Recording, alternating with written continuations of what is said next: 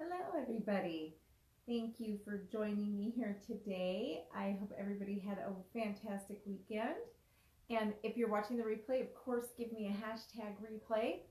If this is your first time watching my lives, let me know. I've got lots of them every Monday morning at this time. I do something on mindset to help childcare professionals get through the week. But I've got lots of content for you guys out there, so please feel free to watch.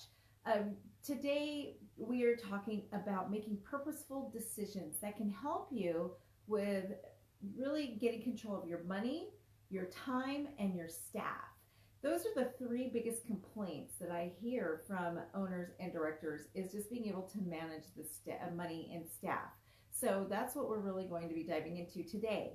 And let me introduce myself for those of you who are new. My name is Evelyn Knight. I am the CEO and founder of Childcare Business Professionals, which is a company that helps owners and directors navigate being an owner and a director successfully while prioritizing high quality standards for the children. I also am the host of the Childcare Business Coach podcast. If you guys haven't heard my podcast, give it a listen. I focus a lot more on just business practices in the podcast.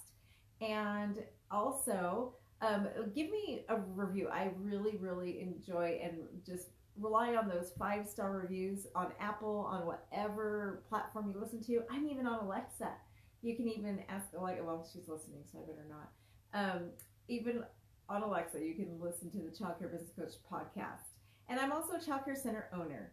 And that is what really sets me apart from other consultants and coaches out there, is that I am in centers. I'm in the trenches with you guys every day. Like right after this, I have to go to my childcare center. We are right now in the middle of our star rating, our quality rating. We know they'll be here this week sometime. They were at my center last week. So gotta be over there soon. Not much I can do while I'm there, but I can be there to support them and help them through this process. So I hope everybody is planning for a great week. It's beautiful here in Northern Nevada. I hope it is in your neck of the woods. And so today we again are talking about making purposeful decisions. So I'll get right into it. I don't want to waste your time, and I want to be mindful, since part of what I'm talking about today is time management. First, I'm going to dive into money and really looking at being purposeful with money. We're really good at just making impulse buys, right? I know I'm very good at it, very good at impulse shopping. And something that I really am going to be focusing on getting under control, because one of the things I've been studying and really trying to get a hold of is being more purposeful with everything I do, everything, right? We should be purposeful with every decision we make. If you guys have listened to me for a while, you know I always talk about my queen bee, and my queen bee is my childcare center, my North Star, right? My goal for my life and my vision for my life is to make sure that all children, regardless of their socioeconomic status, has the opportunity to attend a high quality research-based childcare center. That's why I do these videos. That's why I have my consulting company. That's why I have my childcare centers. It's because I can spread that, right? I can spread my system to make sure all children are receiving that. So everything I do by God's grace and God's will, because you guys, if you watched me, I'm a God girl. So everything has to be centered around that. That is the purpose God put me on this earth for, is to help children, right? That is why I am here.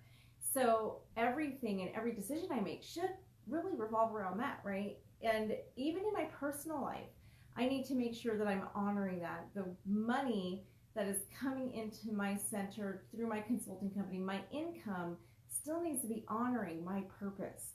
So if I'm just throwing that away, what good is it doing me, right? One of the things I ask myself a lot, there's actually two things I ask myself a lot. One is, when I'm 80 years old and I'm looking back on my life, what is going to make me feel happy and fulfilled? What regrets will I have? Will I regret the decision I'm making right now? Will I regret the time I'm wasting? Will I regret the money I'm spending?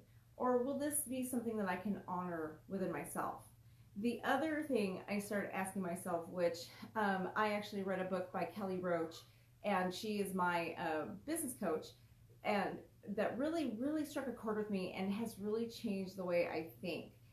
The thing that she asks is, before you purchase something, ask yourself, is this an ego purchase or is this really something that you need? That was a huge game changer for me. And it actually stopped me from buying a very expensive car this year, where I had to really stop and ask myself, do I need this? I'm going to be financing this thing for many years. Honestly, it was just ridiculous. And I had to ask myself, is this an ego purchase, right?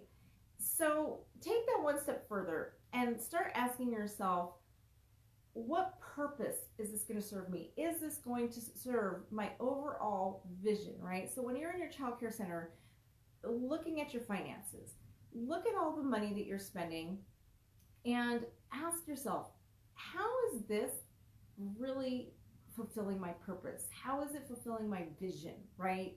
I know we see those shiny objects, they look so cool, and then you just buy them, right? But what if we start leaving everything in our carts for 48 hours, right? Online, especially online shopping. So easy to go on these impulse buys. It's something I started doing a little bit ago, and when I leave something in my cart for 40 hours, most of the time, by the time I go back, I don't want it, and I just delete it. And it's funny because I will just, before I'm going to bed at night, I'll be looking through things and like, ooh, that looks cool, put it in my cart. But 90% of it, I never actually pull the trigger and purchase. So it has helped me save so much money by making myself wait to purchase things instead of going shopping right now online, putting it in my cart and hitting that buy button, right? If I make myself wait 90% of the time, when I come back to it, it doesn't have that initial feeling that it had, and I don't end up purchasing it. So think about that with your center's money. Don't let those impulse spendings really run how you decide what you're buying. So the other thing I really want you to think about is looking at all of the things that you are spending money monthly on, and what can you cut out? What isn't driving the purpose of your center, right? What are you spending on that isn't helping you get to your ultimate goal? What isn't fulfilling your vision? Cut it out. Cancel it. If it's not, cancel it. Stop spending money on it, right? Anything that is going towards your ultimate vision for your center, you want to keep. That's where, like, my staff knows we have our queen bee. Quality is our queen bee at my child care center. For me, my center is my queen bee, period, right? And then it's going to be quality, fulfilling, just making sure that we are giving the children in our care the highest quality. So when we're looking at things, we always ask ourselves, like, is this really contributing to our quality? So I'll tell you, last summer, I really, really wanted to buy one of those inflatable water slide bounce house things for our center, right? And they can be really expensive. And I was just like, oh my gosh, this would be so fun. This would be so cool for the summer. And Brandy, my director, actually came back to me. She said, now, Evelyn, how is that contributing to the queen bee? I was like, oh, you're throwing my words back at me. But she was right. It wasn't contributing to our queen bee, right? How is buying a really cool water slide going to expand on our quality? Now, I could have, as I'm saying that, I could think of ways, right? I can think of ways to manipulate it to make it work for my quality. I absolutely can think of ways that, you can really enrich things. But overall, am I really just manipulating the facts? Am I really just pushing the envelope so I can get what I want, right? And that's when I have to step back and ask myself that other question. Is this an ego purchase? Why am I buying this? Do we need this? And yeah, even if I have the savings in the bank, even if I have the money to do it, it doesn't mean I should, right? Especially what we went through last year with the pandemic. How many of us wish we had a lot of the money we spent back in our bank accounts to help us get through this time? And now a lot of us are going to be having loans that we're going to be paying on, and a lot of other things are going to be happening that it's going to get tight for us. If you got the EIDL loan last year, it's almost time for us to start paying on it. It's almost time for us to start making those payments. So just keep that in mind. Like, what fat can you cut out? If it doesn't contribute to your center's vision, you need to cut it out. If you don't know your center's vision, I highly recommend, I have a podcast episode about vision, And I also have another one of these videos I've done on finding your vision. So absolutely go back. Oh, for my clients, I really, really work with you on finding what is your vision. Your vision, it really is a game changer. When you understand what your center's vision is, it is one of the biggest fundamental differences to being a successful owner director to a non-successful. Having a successful childcare center, you have to know what your purpose is. You can't just go flowing through life every day. You've got to know what is your purpose. The other thing is just look at what you're investing in. If you haven't chosen your vision, if you don't know your vision, you don't know your priorities, right? You don't know what to prioritize. So you don't know what to spend on. And so you're not investing in the right priorities. So that also comes into the time aspect of things. If you look at your day, it's the same thing as money. They really are the same concept. You got to look at how you're spending your money, how you're spending your time. You have to take an account of all of that, right? And really just go through and get rid of what is a waste. Get rid of the waste of money. Get rid of the things that are wasting your time. If that means that you have to uninstall a few apps on your phone, you got to uninstall a few apps on your phone, right? One of the best suggestions I got was get social media off your homepage. When you open your phone, social media should not be the first thing you see. For me, it was TikTok. I love TikTok, and I can go down that TikTok rabbit hole. So I actually moved my TikTok not only off the screen, but I put it in a folder. So I literally have to like open up this folder to even just get to my TikTok. And if that didn't work, I was going to uninstall it. That's all you can do, right? You've got to make those tough decisions, no matter how much you love Facebook, how much you love Instagram. There's so many rabbit holes for us to go down right now. Our games on our phone. Set a limit. I'm not saying that you can't. I mean, it's good for us to just decompress, right? We all need that decompression. And I know, like, especially for me on Instagram, it really does help with my mindset, because all my Instagram is full of is really mindset focused, positive things. So scrolling through it is a very positive environment for me. So I'm not saying to eliminate them completely. We need the decompression time, but give yourself time limits. Even if you have to set yourself an alarm from the time you open it up to the time you stop using it. And I know some people actually have apps that warn you on how much time you're on a specific app. Like I know TikTok is kind of good about that, where they'll tell you you've been on here for, but let me tell you, if you're not on TikTok, don't do it. That rabbit hole, you could just scroll for hours and hours. It's actually designed by psychologists in order to capture you. They looked at all the different social medias, and they literally designed TikTok to keep you there for hours. It is literally designed by people who know the brain in order to trap you on there, just scrolling and scrolling and scrolling. So that's what's made it so successful in such a short period of time. So with your time, just really, I want to ask you, how are you prioritizing your time? Do you know what your priorities are?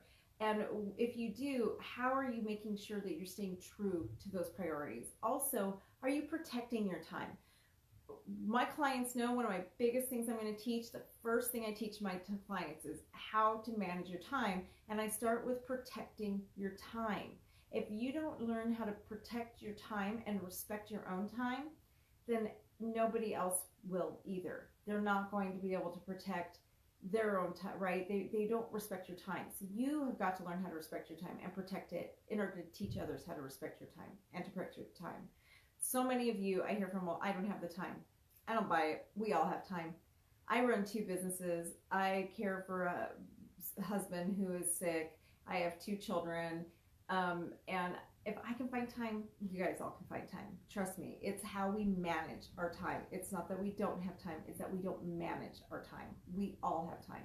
If you have time to watch a TV show, if you have time to be on Facebook, if you have time to play a game on your phone, you've got time. It's just what you're choosing to prioritize. So when you really learn what are my priorities, and then you organize that, it's so much easier to organize your time in order to gain control of it.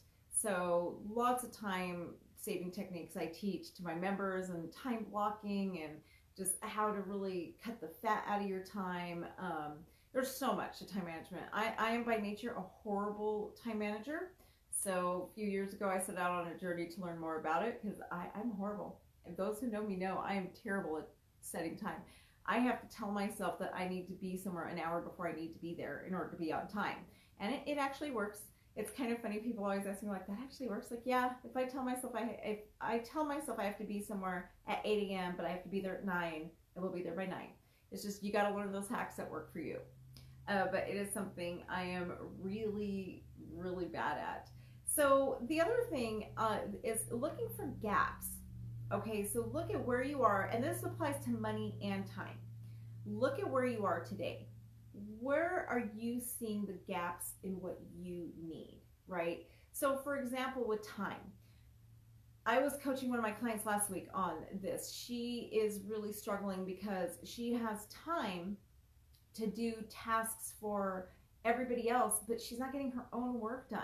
So she's stuck at her center after close to get the office work done. And so that's a gap for her, right? The gap is she doesn't have time to get her own work done. Once you find those gaps in time, the same thing with money. Look at how much money you are making, how much are your bills, how much do you want to make, right? Like for you, an income, right? We as owners, we need incomes too, right? So where is that gap? How much are you lacking? When you understand how much are you really lacking when it comes to money and time, then it's so much easier to come up with a plan in order to get those things back, right? Then you can see, okay, I need X amount of dollars. I need an extra 2 hours in the day. So now you can take stock. You can do two things you want to do. For money, you want to look at where can I cut, right? What can I cut out of here to fill that gap? And where can I increase, right? You're going to look at cutting and increasing. You want to cut something out, but you also want to bring more money in. So you want to do both when it comes to money. Same thing with time. Well, we can't get more time in a day, right? You want to prioritize sleep. Do not ever cut out of your sleep. That is too important. Things like exercise, your health has to come first. So you're not going to cut exercise. You're not going to cut sleep. There's only 24 hours in a day. We can't make more time, but we can cut. You can look at the things you're spending time on and you can cut. You can set boundaries. That is the biggest thing I think for time management is just setting boundaries and just saying, hey, from this time to this time, I need to be left alone so I can get my own work done. Your problems can wait the hour and a half I need to get this work done, right? And that's when you put your phone on Do Not Disturb, shut your office door, and you get your work done. But that is just teaching people how to respect your time and how to set boundaries. We should do more of these on boundaries. Boundaries would be a great one to do a mindset training on for you guys. Boundaries is another one that I really, really struggled with, and I've had to really, and I still continuously throughout my whole life, I will probably struggle with boundaries because I want to give so much to people that I have a really hard time like, oh, well, this time I'll cross this boundary and do this for this one person. But we have to have those boundaries, right? Otherwise, we end up running ourselves into the ground, and you are not going to be effective for your team or your family if you're exhausted, right? So in order to take care of them, you've got to take care of yourself. So taking inventory of where your time is going, fill those gaps, taking inventory of where your money's going, and figure out what is the gap and what do I need to do, right? Cutting the fat, just to recap, those are the things. Cutting the fat in your time and your money, right? Just cut what you don't need. Figuring out what your priorities are. Sticking to those priorities. Really just honing in on that. And now I know most of you who hopped on here probably hopped on because I said that we are going to be talking about purposefully making decisions when it comes to money, time, and staff. And I'm sure most of you came in for the staff portion, right? So let's talk about our staff, being purposeful with staff. So much can go into this. I do have a podcast episode that's titled When It's Time to Say Goodbye. I highly recommend you guys listen to that. I'm not going to get into the details on that today since I have a whole episode that is dedicated to it. But that episode talks about the staff we need to let go of, because sometimes we hold on to people for way too long that are toxic, that you need to let them go. the same principles I've been talking about money and time are going to apply to your staff. When you look at your staff, you got to look at the gaps, right? Look at the gap and figure out, okay, where do I need to cut? Where's the dead weight? I know that sounds awful, but we do all have that dead weight in our center. And if we're really going to fulfill our center's purpose, you've got to be able to let go of the dead weight. And you, most importantly, you have to be able to let go of the toxicity. Got to let go of the toxicity. You also have to really embrace and empower your best people. You've got to treat them like they are the gold that they are. You've got to do everything in your power to just protect that and to really just come in and see them through, right? Because you don't want to lose those golden people that you have. Some people are worth losing and some people aren't. I'm sorry, guys. I'm jumping on my phone just to see if there's any comments because the comments are not coming through here on the screen for me. So just looking to see. And please, you guys, if you have any comments, questions, I love the interaction. So give me some interactions. I do love to see you guys here. So with your staff, just really knowing who to let go of and letting go of them quick. One quick tip is if you have a staff member who, if they were quit tomorrow, if they were to come to you and give you their notice tomorrow that they're quitting, and you would be relieved, then you need to let that person go. If it would be a relief for you to have someone quit, you need to let them go. I know the hiring market is hard out there. It's hard for everybody. It really is. But it's still necessary. We've got to let them go and just move on. Somebody else will apply for the job. And, you know, sometimes it takes 5 employees that we hire to get to that one golden person, right? But if you don't let go of those 5, you're never going to find that person that you really, really need. You're not going to get to them because you held on to these people for so long. And it does take time. One of my best employees, Alana, my assistant director, just celebrated her 13th anniversary with me. But she, you know, wasn't my first hire. She took a few employees to get to. My director, Brandy, she wasn't my first director. She was my 3rd director, and I was a director myself, right? So I had started my businesses with a director. I didn't want to be owner director. And then I got another director, and both of it just didn't work it just didn't work out. They were not the directors for me. One of them was awesome, but she just wasn't the director for me. Second one, not so great, but has left the childcare industry since then, thank God. But then I became my own director for many years because I just kind of gave up on the notion. And then Brandy was my assistant director for years, really trained her, brought her up to the director she is today, which is amazing and awesome. Brandy is coming up on her 12th anniversary with me. So it does take time, but if you hold on to the people that you don't need, you're not going to get to those golden people that you do need, right? So it is hard and it's scary, but we got to do it. You got to trim the fat if you're going to really fulfill the purpose in your center. You have to see who is aligned with your center's vision, right? You've got to be purposeful about it. When you're hiring, you have to ask questions that make sure that those people are aligned with your vision. You've got to ask those questions that really make sure that you guys are in tune with each other. It's really, really important. The other thing I want to talk to you, the last thing, is how your thoughts can really affect your employees and how it really affects how we treat our employees.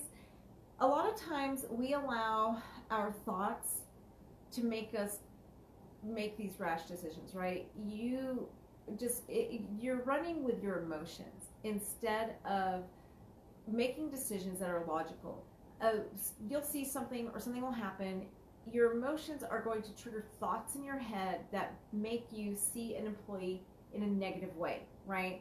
And then you're going to take action based on those feelings. But a lot of times those feelings may not be logical, and you may not be really looking at the whole story. So one of the things that I've really realized over the years is that we don't keep our brain in check, right? We just kind of let our brain run wild. We don't really stop and say, wait, wait a second, what am I thinking? Why am I thinking this? And really just hashing out what's going through your mind and finding what is truth and what isn't. And so that's where I really want you guys to pause before you take any kind of action or any kind of like recourse for an employee, right? And just step back and ask yourself, okay, how are my feelings about this situation affecting my opinion here? Is what I'm feeling really true about this employee, or are my feelings skewing the reality here? And then sometimes what I need to do is taking a journal out and just writing out all my feelings and then the facts. When you write the facts out, you need to take your emotions out of it. Okay, it's got to be just facts, which is one of the hardest things to do. Let's see, Faye says, yes, I had to let a team member go and my environment is much, yes. It's like removing cancer. One person in your team can be that cancer that is taking your entire team down. It is amazing when you remove the cancer, how much better your center runs. When you just remove that one person, and usually it is just one person. Your whole center might feel chaotic and cancerous, but it's usually coming from one person. And when you remove that one person, it's amazing. And yes, it is so hard to let them go and hire someone new and go through that whole process. But it really will liberate you, and it really will make your center better. But back to now on the opposite end, when we're judging unfairly and when we're not really looking at the reality behind what's going on with our staff, right?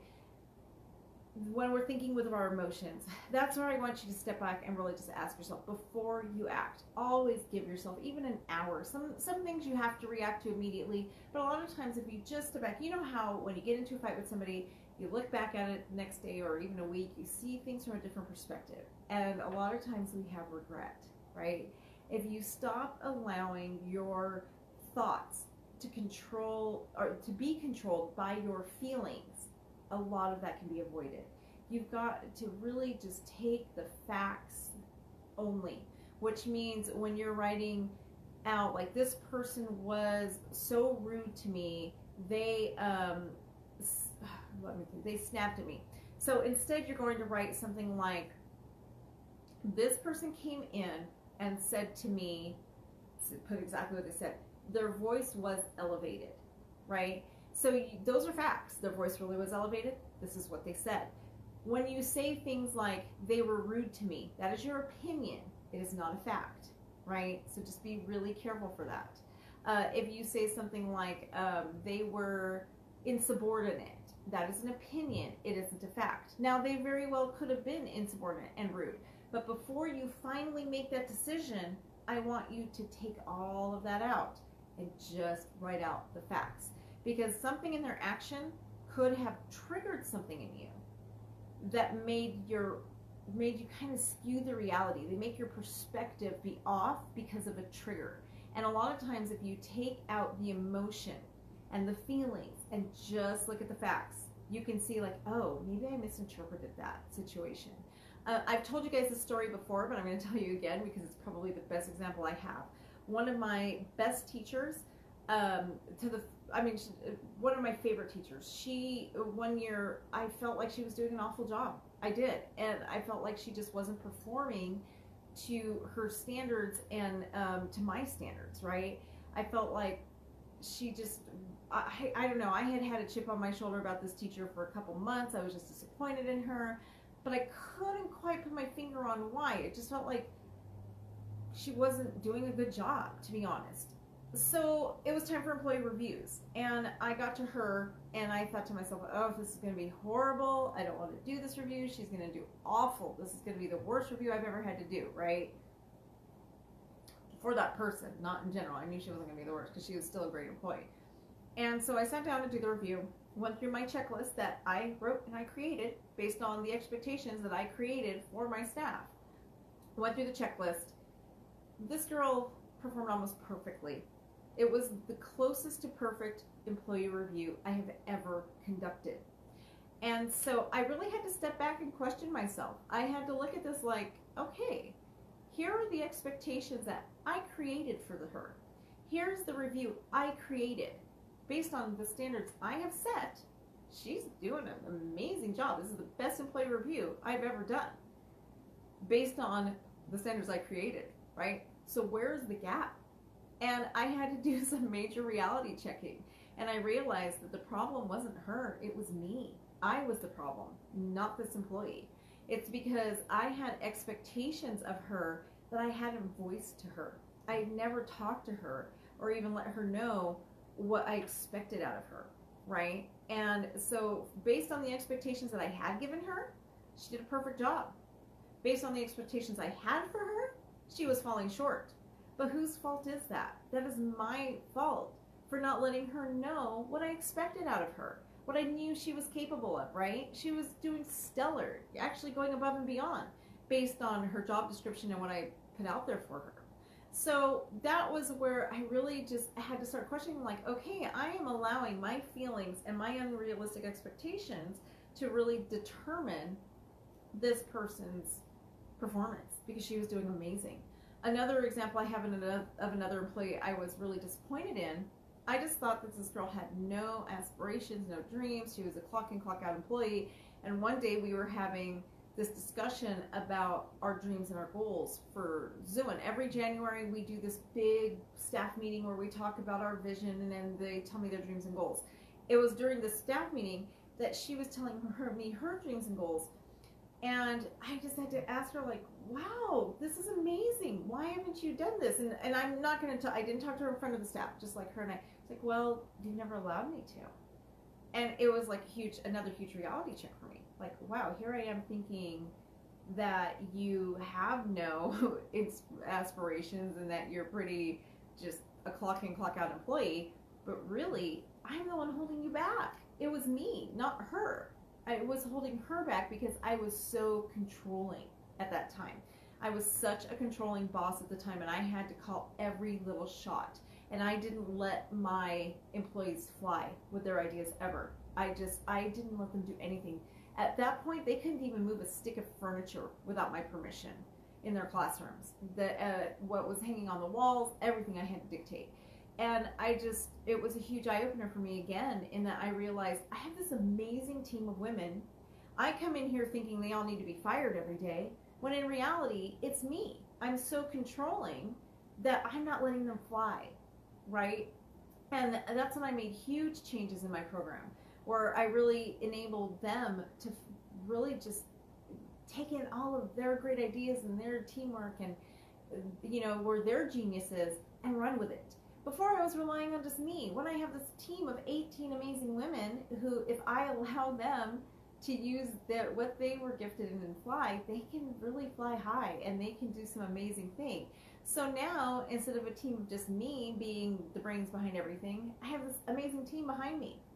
And I have 18 amazing brains instead of just one now, right? And now I hardly even have to be at my center. I'm hardly ever there because I allowed them to take what they had. I allowed them to take their genius and run with it, and I stopped trying to micromanage and control everything. So that's another thing too, with just allowing your center to fulfill its purpose through your staff. Look at, how are you controlling them? How is that really helping you fulfill your purpose? On the other hand, if there's a staff member that's just taking you down, it's not a part of your vision, they are not helping your center fulfill their purpose, they gotta go. So just really look at those three things: money, time, and your staff, and ask yourself, how am I intentionally using these things to fulfill my center's purpose, right? How am I helping these things? How am I guiding these three things in order to fulfill my center's purpose? And is what I'm doing with them really fulfilling my center's purpose? Is how I'm behaving towards money, towards my time, towards my staff, is it fulfilling my center's purpose? Am I using my team to its best ability in order to fulfill purpose? Like, is this person better over here because they would do a better job of fulfilling purpose by being in the infant room instead of the preschool room, right? Or does this person have an amazing creative brain that I could be having them write newsletters and putting social media posts out there for our parents to help with engagement, but I'm not using them and it's really not helping my center's purpose. So that's what I have for you guys today. I hope that's helpful. If you guys have any suggestions on other topics you would like me to talk about, please let me know. And if you would like more one-on-one help, I would be more than happy to have a consultation with you through my coaching program. What I usually do is just have a phone call to see if you'd be a good fit for our coaching, our membership group, and for the coaching that I do. So if you would like a phone call, let me know in the comments or send me a message. I would be happy to set up a time to see if my membership or one of my other programs would be good for you. All of this that I talk to, we teach, I've got pre-recorded classes and I do live teachings in depth. I also meet with my clients twice a week right now. I'm actually, right after this, in 20 minutes it looks like, I go into my open office hours where I'm just available for an hour on Mondays and an hour on Thursdays. I'm just available for any of my clients that jump on and ask me questions. So if that's something you think you'd be interested in, send me a message or comment here and we could probably schedule a phone call. I will see you guys next week. Bye.